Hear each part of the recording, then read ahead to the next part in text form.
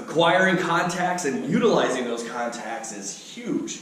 So let's just stop. Let's just bring this all back down. Why? So we want people at our church. Why do we want people at our church? I grew up at a church, very large church, First Baptist Church of Hammond, and numbers were a big thing there. And there's nothing wrong with that. Think about anything that you love, you'll keep track of with numbers.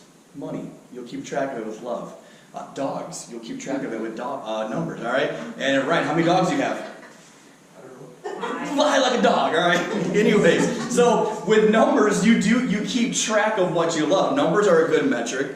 And so there's nothing wrong with trying to get more people in the pew. And sometimes when you look out, maybe, if it's like, oh, we only had 75 this week versus 95, that doesn't mean you're failing or you're a failure, but we do want to keep seeing that trajectory. We do want to keep growing as a church, and it is a wonderful thing to see more and more people coming together as a body of believers under one roof and celebrating and worshiping and praising Jesus Christ.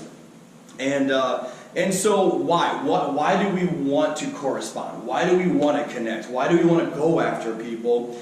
And basically, why do we have church? And it's because we want people to be able to come together, come out of the world, and to come together and to hear the hope of Jesus Christ, to know about the healing of Jesus Christ, and know that they can have hope and healing through Jesus Christ and in Jesus Christ. And so that's our goal. That's why we're reaching out. That's why we do this, because not just because we want more people in a pew, it's not because we want more numbers and larger numbers. And so we got to make sure we understand why we're doing what we're doing. So you can go out there and go on a massive campaign. You can put a lot of money towards this. But if you don't understand when people start coming to your facilities and your properties and your events and your services, and if you don't understand the why of what you're doing and the purpose, then you're not going to be able to accomplish the things that God has for you. And so let's dive right into this here. 3 forms of contacts that I like to use. First one is an address. Most churches will have some sort of visitor card that they will give to their visitors, and the visitor will fill out their address, their phone number, and their email. That's pretty much the top 3 forms of contacts you're going to want when meeting someone new, when someone comes to your church property for whatever it may be. You're going to want to get one of those 3 forms. If not all 3 forms is great, but you at least want to get one of those.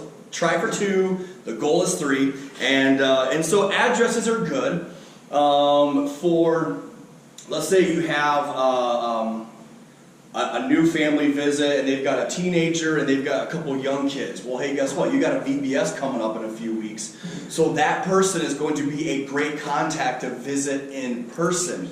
And so when you get the addresses, you want to kind of keep track of who came. Was it a young couple? Was it because if you have a young couples activity coming up in your church, hey, go make a Thursday night visit, go make a Wednesday night visit to that couple. And so addresses are good if you want to go make a targeted visit and meet with them, follow up with them, and establish that relationship. A phone number is great also because when those people move, you still have a phone number. And so they moved across the county. Okay, they moved across the county, you lost track of them. You know what, the for sale signs in the yard, they're gone, and where'd they go? And man, they were such great people, and I thought we had something going. Well, shoot them a text. Hey, just want to connect with you and follow up and see how you're doing. You got that phone number. You can get the new address if you have the phone number. And phone numbers are good for occasional use, all right, occasional use. And also for like larger events, like, hey, like for our church, February 8th, we have a men's Beast Feast coming up. I'm not going to go knock on like specific people's doors and be like, hey, we got a Beast Feast. But I'm also not going to text people every week, hey, we've got this event coming up. Hey, we got this event. But I've got someone in mind. Maybe we can go through our contacts, our visitors, and say, hey, let's pull all the men out, and then let's send them a text message and say, hey, we've got a men's Beast Feast coming up. Costs us $10. and here's what we got going on. So you can target those people with a text message. You don't want to hit them multiple times with the text message. Maybe once if it's a really, really big event, maybe 2 text messages. And so you want to hit them with 1 text message, move on. If they respond, awesome, then you can keep it going, keep the dialogue going perhaps. And if not, just drop it there. They saw it. You know how it is when you get those spam text messages. You're like, ha ha ha. And so, anyway, and then you have email, all right? So you have email.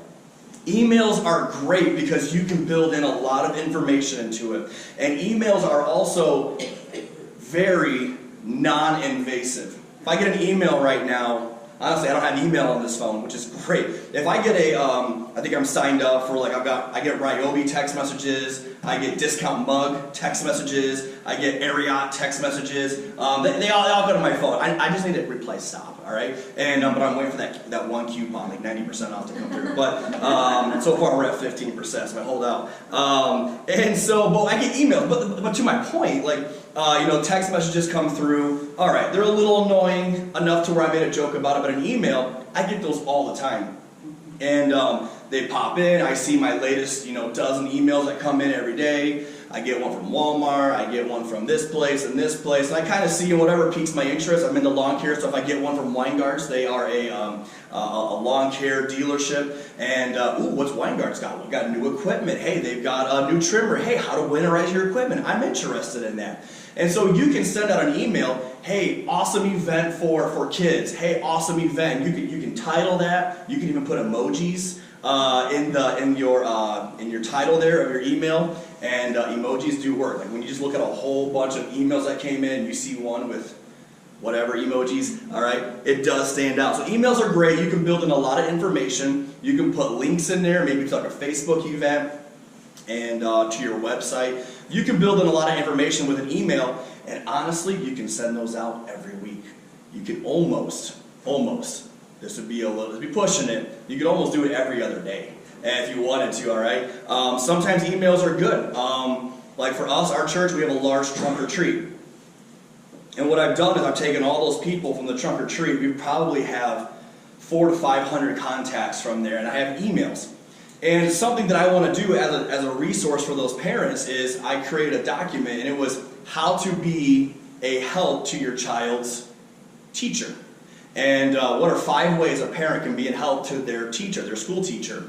And we put it together, and myself and ChatGPT. But anyways, if you know, you know. But put that document together, and we sent it out. And so we want to be a blessing, but I'm not going to text those 5 ways out to somebody. Someone's going to be like, okay, this is way too long. I'm trying to, And but you send that email out, and hey, 5 ways that I can be a help to my child's teacher. Boom, boom, boom. There's 5 ways, and I sent it to our high school vice principal and say, hey, check this out. What do you think? That's all great stuff. So I did get it. It was all legit, even though AI generated it. But and so sent that out. And so what happens is you start building these kind of slow, passive relationships in the background. All of a sudden, when people they have a question, they're like, hey, you know what? That church was sending out information.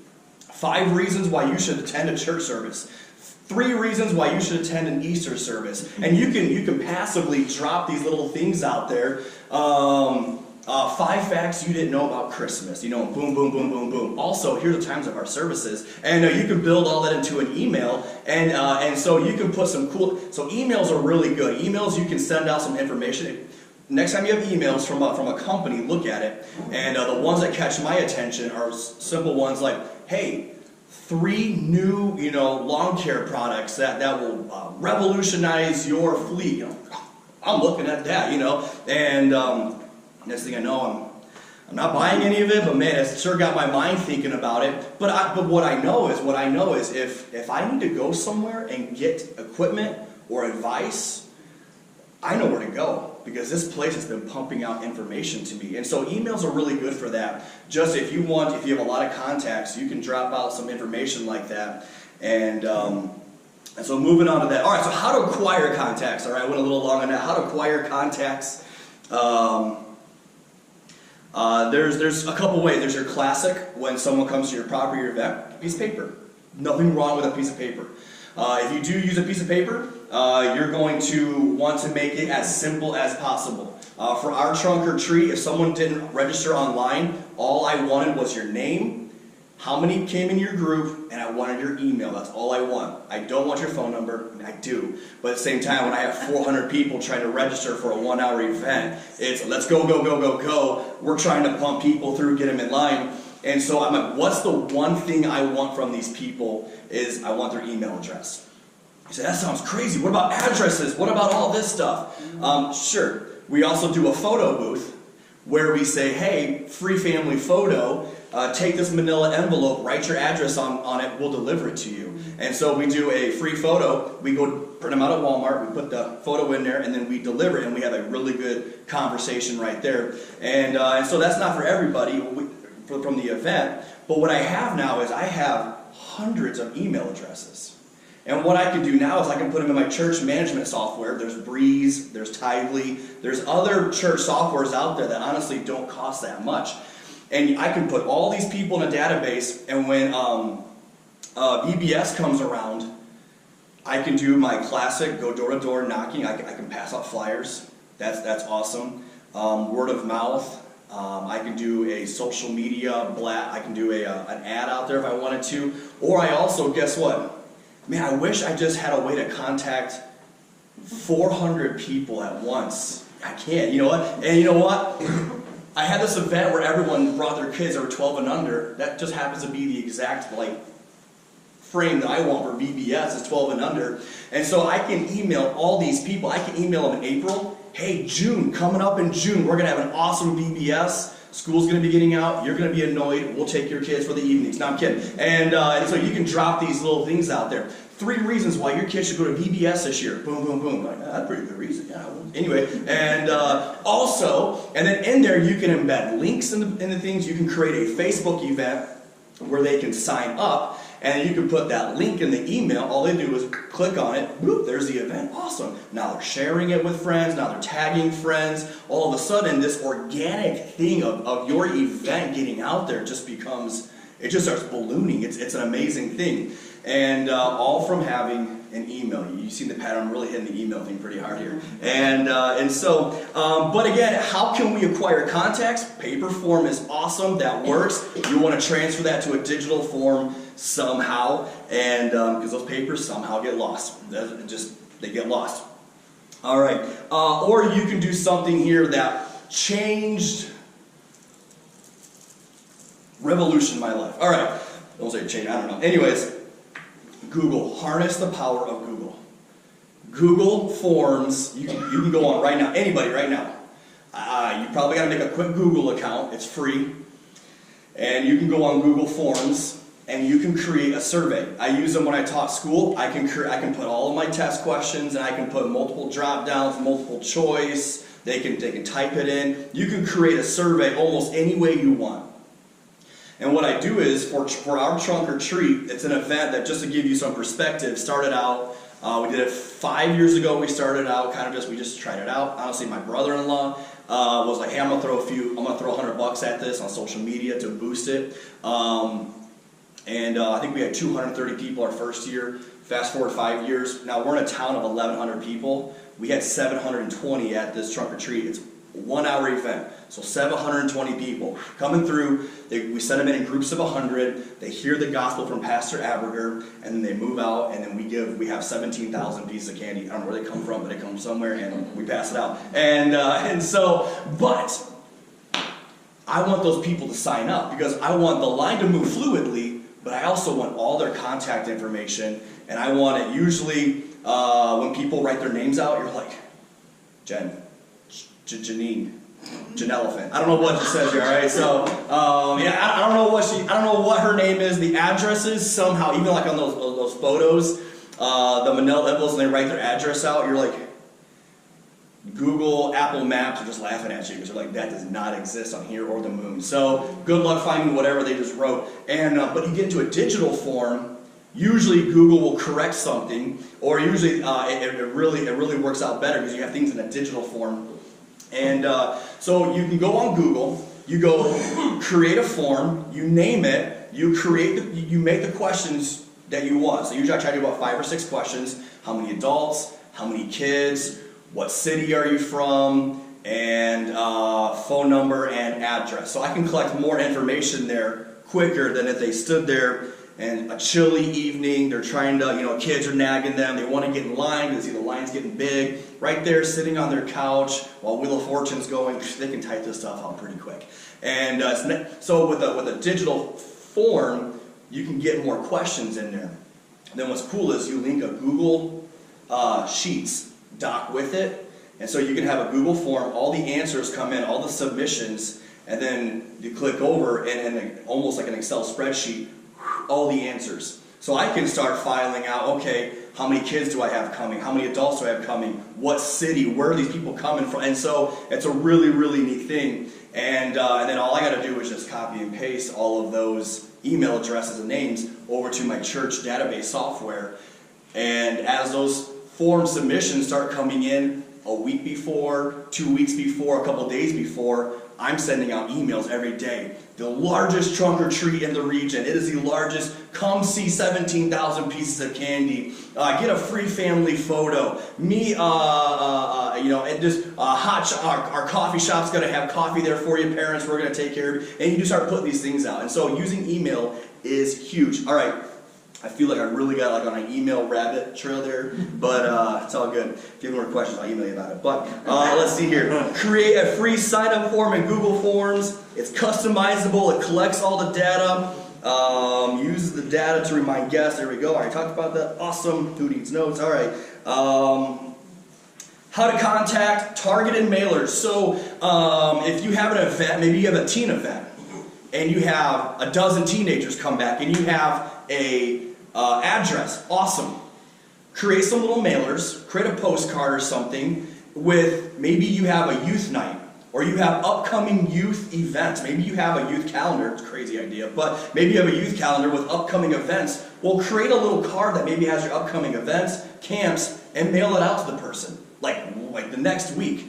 And so someone comes to your youth activity, or they come to a men's beast feast. Well, our church, we have a men's beast feast, but we also have a men's fishing trip in June. So we have a bunch of men come. Well, we can send out a cool little postcard that has upcoming men's events. We have men's prayer breakfast, things like that. And so we can send out a little card targeted to those people.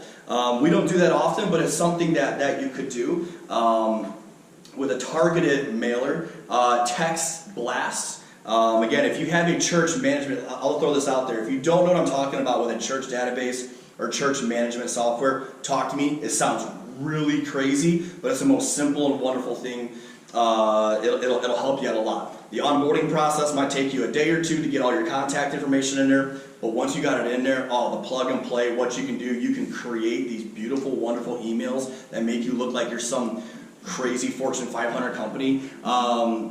And if you don't have that, you can use things like MailChimp. MailChimp is also free. You can make awesome email. They have email templates and plug and play. It's awesome. And if you know what I'm talking about, hey, connect with me later on. I can share that with you.